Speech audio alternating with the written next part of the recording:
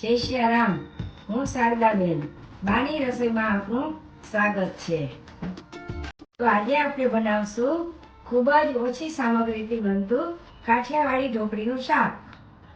તો આ છે આપણી શાક બનાવવાની સામગ્રી, જેમાં મેં લીધો છે 1 વાટકો ચણાનો લોટ, ખાટી છાશ લીધી છે, લસણવાળી ચટણી લીધી છે, આદુ મરચાંની પેસ્ટ અને ઝીણું સમારેલું ટમેટું છે, અને ગાર્નિશ કરવા માટે ધાણા ભાજી લીધી છે. તો હવે આપણે ઢોકળી બનાવવા માટે એક મસાલો તૈયાર કરીશું. એમાં મેં 1 ગ્લાસ પાણી લીધું છે,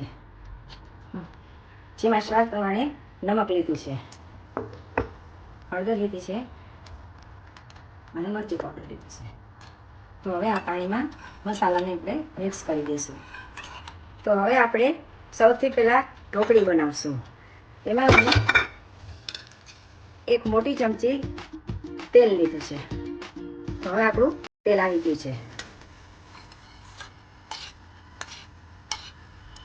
તો આ પાણીમાં હવે આ પાણીને આપણે ઉકળવા દેવાનું છે.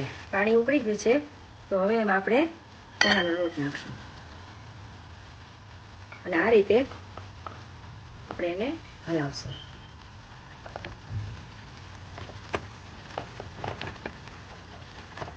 ગાંઠા ના પડે એનું ધ્યાન રાખવાનું છે.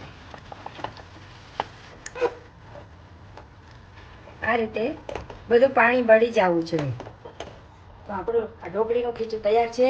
એક ડીશમાં મેં તેલ ગાર્નિશ કર્યું છે, એમાં આપણે એડ કરશું અને આ રીતે પ્રેસ કરી અને ઢોકળી બનાવશું. તો હવે આપણે ચાકુની મદદથી આ રીતના પીસ કરવાના છે. હવે આપણી ઢોકળી બની ગઈ છે.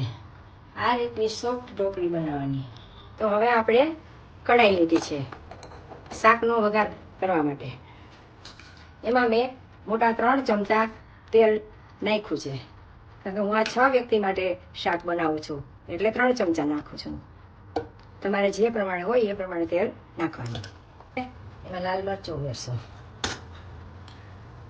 ઉમેરશું જીરું ઉમેરશું, ચપટી હિંગ નાખશું, આદુ મરચાંની પેસ્ટ નાખશું,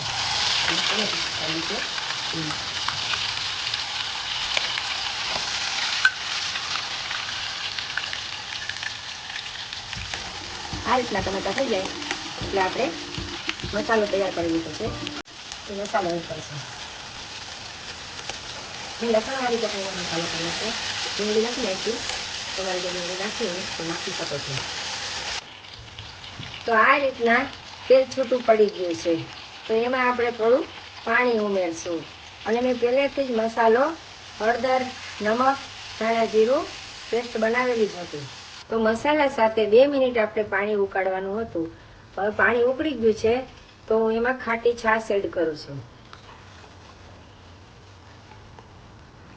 તો હવે આ છાશને આપણે ઉકળવા દેવાની છે.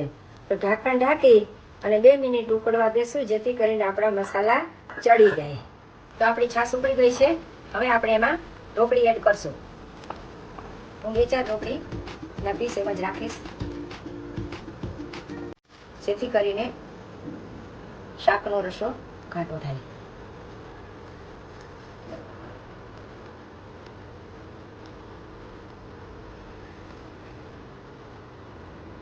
હવે આપણે આને 5 મિનિટ રહેવા દેશું.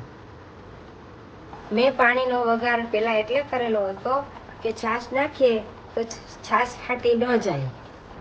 તો આપણું કાઠિયાવાડી ઢોકળીનું શાક તૈયાર છે.